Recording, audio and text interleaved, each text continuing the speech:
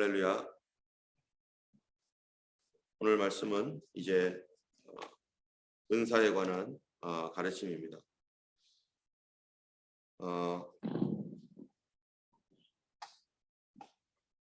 고린도 교회에 여러 가지 문제들 중에 하나가 있었는데 그 중에 하나는 바로 은사에 관한 문제입니다.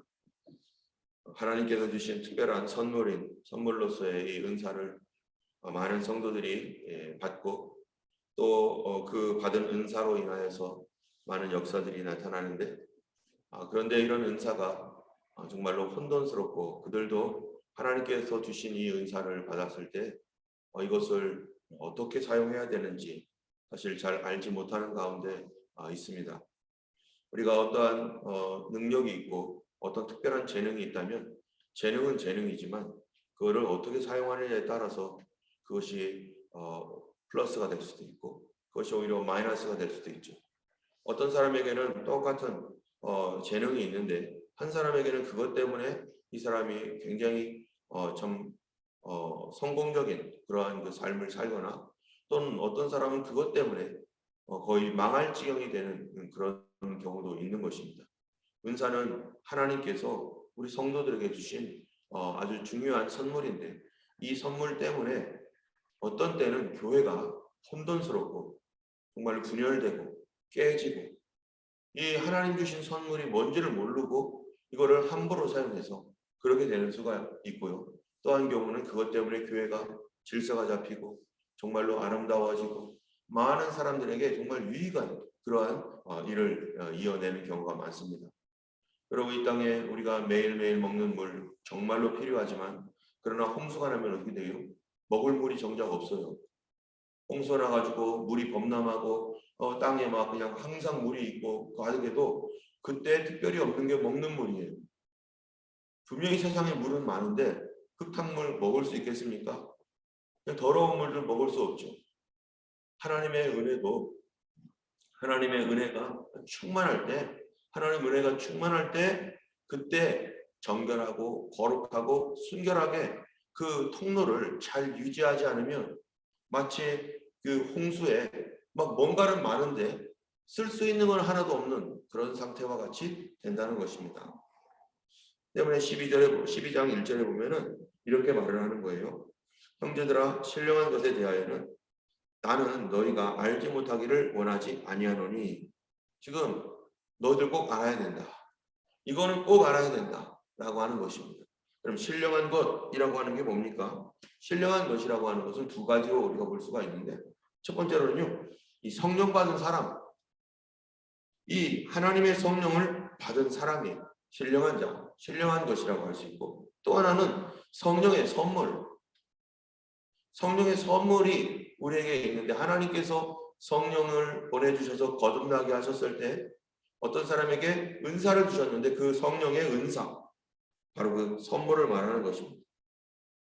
이 당시에 이 성령의 은사를 그런 받은 사람들의 이 고린도 교회 안에 있는 성령의 은사를 받은 사람들의 생각이 뭔가 그걸 우리가 잘 알아야 돼요. 이 은사를 받고 나서 많은 사람들이 그 당시에 어떤 생각을 하고 있냐면은 우월감, 자기는 다른 사람보다 더 신령하다. 또 이 영적으로 마치 더 성장한 사람인 것처럼 그 힘이 세다고 해서 뭐 어른입니까? 어린 아이들이 아무리 힘이 세도 어른보다 어른하고 팔씨름해서 이겼다고 해도 애는 애죠. 그런데 자기가 어떤 능력을 받고 하나님께로부터 어떤 은사를 받았다고 해서 그거를 가지고 자기를 더 신령한 사람, 더 성숙한 사람 이렇게 생각하고 있는 그 영적 우월감의 교만 여기에 빠져 있는 수가 굉장히 많습니다. 때문에 우리가 하나님께서 이 은사를 주실 때 무엇을 생각해야 되냐면 왜 나에게 은사를 주셨을까? 이거 가지고 내가 우월감을 갖고 많은 사람들을 찾아다니면서 막 안수해주고 병 고쳐주고 귀신 쫓아주고 이런 거 병을 고치는 것과 귀신을 쫓는 것 이런 건 좋은 거잖아요. 그런데 아무 데나 가서 아무런 질서도 없이 그냥 막 하면 되는가? 그런 것이 교회의 혼돈을 불러일으킨다는 겁니다. 교회에 담임 목사님이 있고 또 장로님들이나 또 이 교회의 어떤 리더들이 있는데 그런 어떤 교회적인 어떠한 권위를 갖고 있지도 않은 사람이 그 권위를 뛰어넘어서 자기 멋대로 아무데나 가가지고 누구 말도 듣지 않고 막 이렇게 막 이 사람 저 사람 찾아다니면서 그러면서 무슨 얘기하겠어요? 아이고 우리 교회 리더들은 능력도 없어.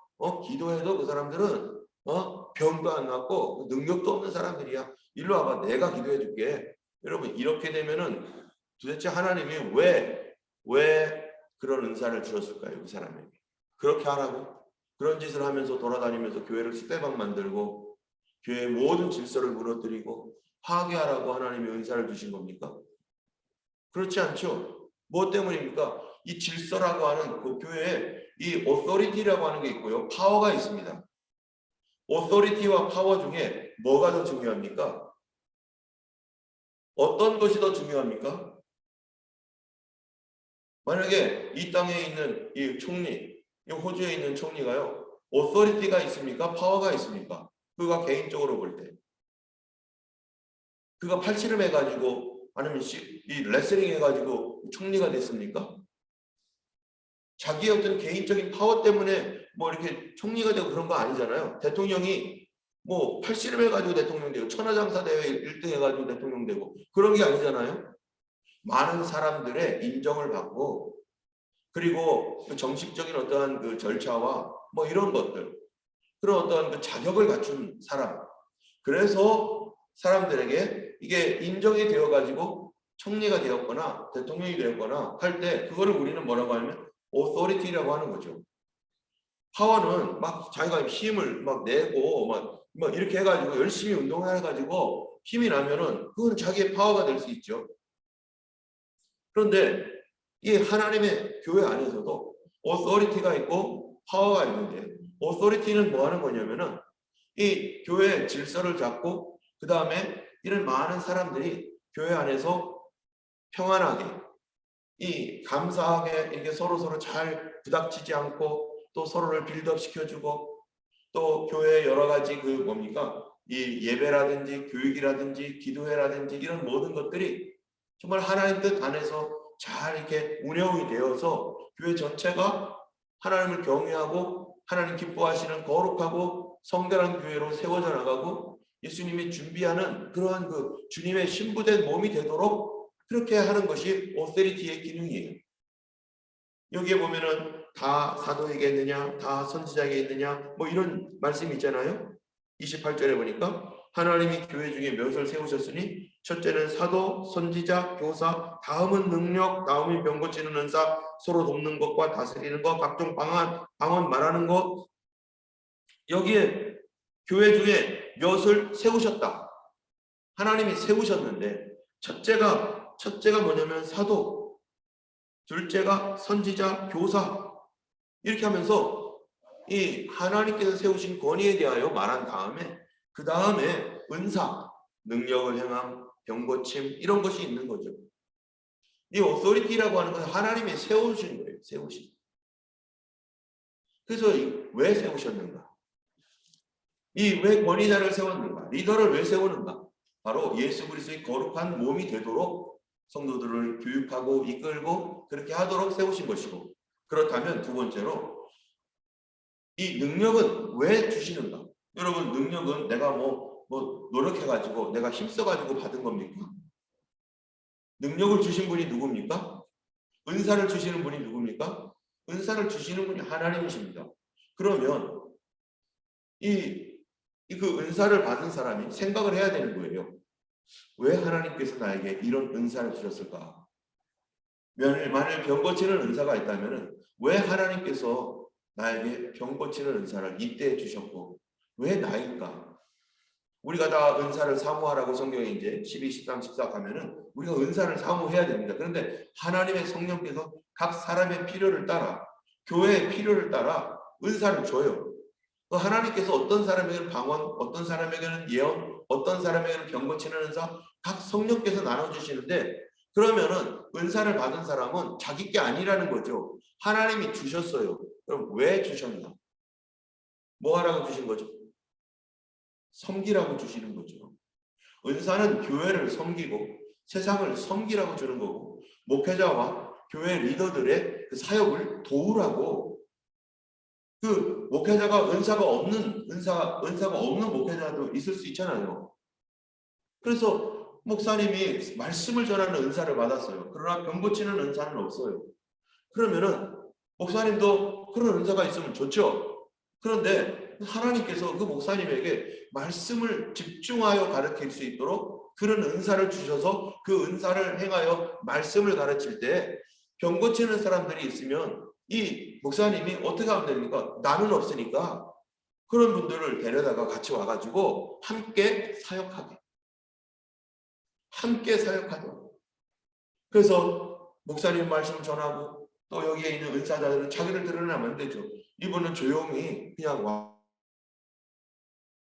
같이 조용히 머릿속에 기도해 주는 거예요. 이분은 지금 그런 걸 드러낼 필요도 없고, 그러나 목회자는 알고 있다면 와서 우리 함께 기도하자고 하면서 같이 기도의 팀을 이루고 말씀 팀을 이루어서 함께 그렇게 기도하고 말씀으로 기도로 그렇게 서로 사역을 돕도록.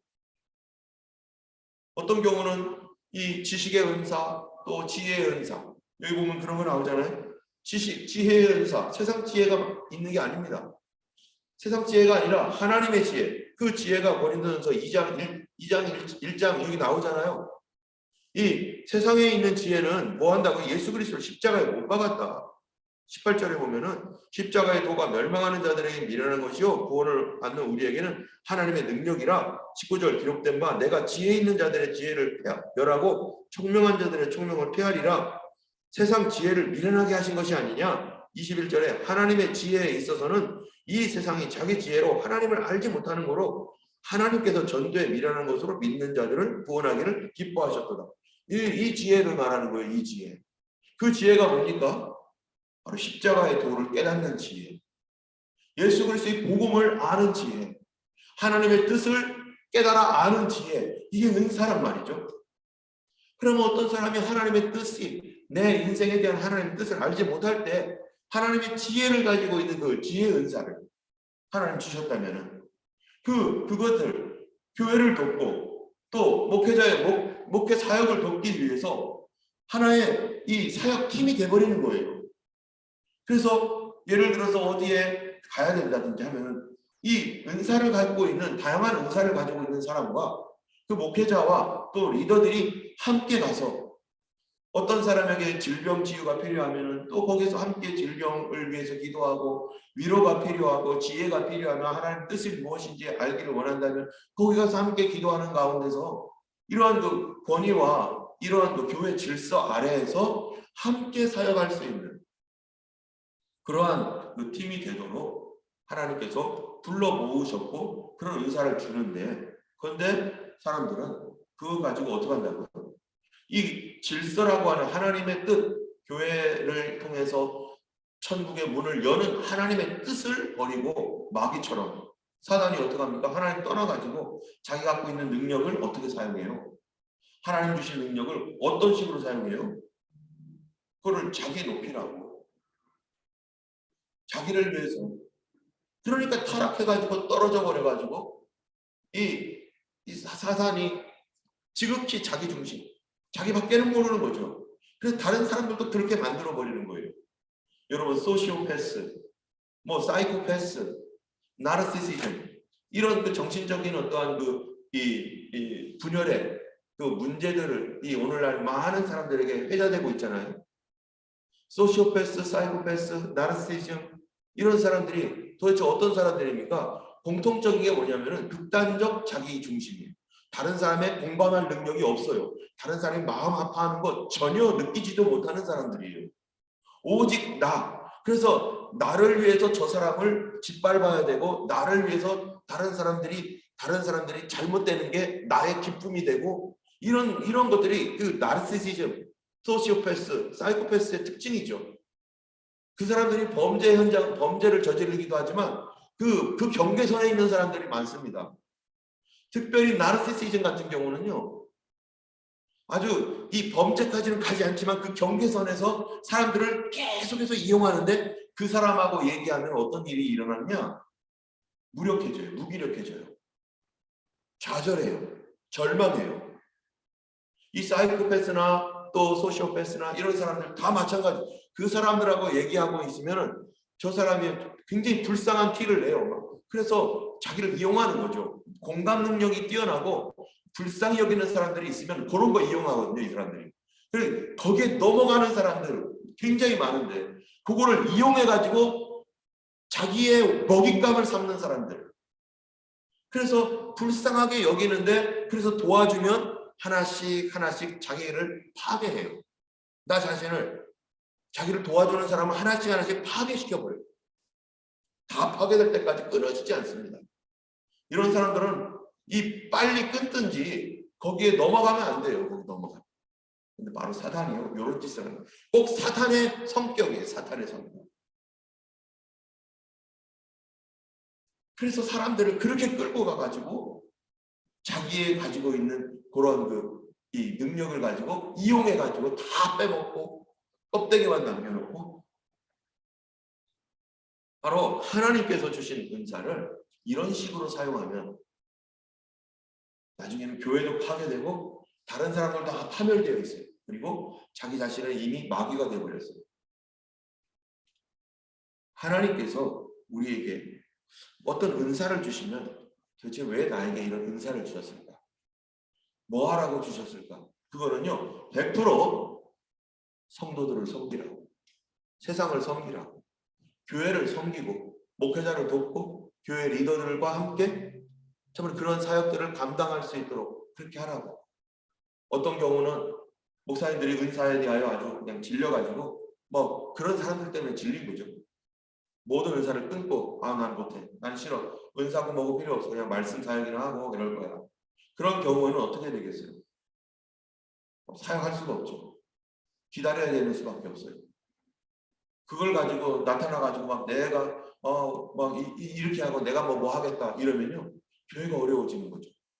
그걸 아는 사람들은요 계속 기도합니다. 사실은 아마 시드니의 많은 교회 또 한국에도 많은 교회 중에 그런 답답함 때문에 본인에게는 은사도 하나님이 주신 것이 있는데 막 이거를 이 교회에서 인정하지 않고 막 그런 경우도 있어요. 그럴 때 그런 분들은 거기서 하나님 앞에 기도해야 되는 거죠. 어떻게 하겠어요? 하나님 우리 교회 자연스럽게 열리게 해주시고 이런 것들이 함께 사역할 수 있는 그날이 오게 해주세요. 그렇지 않고 막 이렇게 해가지고 막 교회를 막 어지럽히고 그러면 큰일 나는 거죠. 은사에 대해서는 한국 교회가 특별히 많은 역사가 있었기 때문에 할 말이 너무 많은데 벌써 시간이 멈춰가거든요. 어쨌든 하나님께서 우리에게 이러한 은사를 주신 것은 뭐라고요? 바로 예수 그리스도를 섬기라. 그 예수를 섬긴다는 것이 뭡니까? 예수님의 몸을 섬기고 빌드업시켜서 그 몸을 건강하게 하고 또 천국의 문을 열어놓아서 안 믿는 사람들에게 선물이 되도록 하는 것.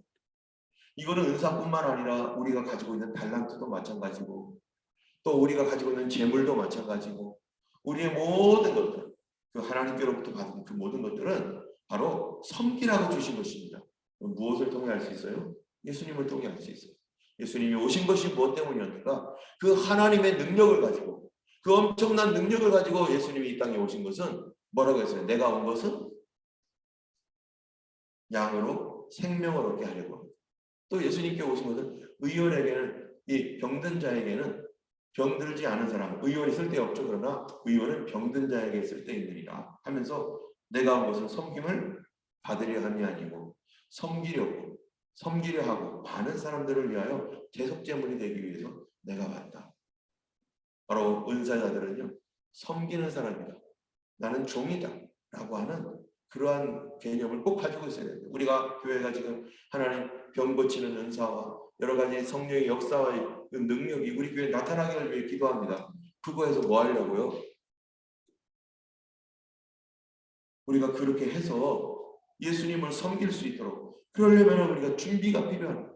말씀으로 준비가 필요하고 영적 겸손의 준비가 필요하고 우리 자신이 낮아져 있어야 되고 그래서 저런 교회 다른 교회는 은사도 없네. 우리 교회는 은사 있는데 이런 식의 교만한 태도 갖지 않고 우리가 조용히 다른 교회에도 좀 어떻게 하면 섬길 수 있을까? 우리를 드러내지 않고 어떻게 하면 이 호주 안에 시드니 안에 이런 하나님의 놀라운 역사와 은혜가 나타날 수 있도록 우리 자신을 숨기고 정말로 다른 교회가 또 다른 성도들이 이렇게 은혜 받을 수 있도록 하나님께서 어떻게 우리를 사용하실지를 겸손한 마음으로 엎드려서 그렇게 가야 되는 것이 바로 특별히 은사가 있으면 스포트라이트를 받기 때문에 은사가 있으면 더 겸손하게 엎드려야 되고 오히려 더 숨어야 되고 하나님께서 드러내 주시기 전까지는 가만히 있어야 되는 거죠. 그래서 13절에 우리가 유대인이나 헬라인이나 종이나 자유인이나 다 한 성령으로 세례를 받아 한 몸 되었고 또 다 한 성령을 마시게 하셨느니라. 우리는 성령 안에서 하나가 되어서 한 팀이 되어서 가야 될 줄로 믿습니다. 올해 주제 말씀이 한 성령 한 몸인데 그 한마디로 말하면 뭐예요? 우리는 예수 그리스도와 한 팀이다. 우리 교회는 같은 성령 안에서 한 팀이 되어야 되고 우리 교회는 예수 그리스도와 한 팀이 되어서 주님께서 가시는 곳에 가고 주님과 함께 움직이는 그런 교회가 되어야 된다는 것이죠.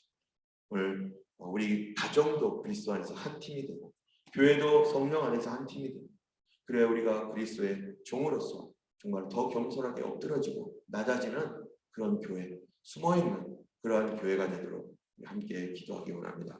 이 시간 우리 같이 기도하겠습니다.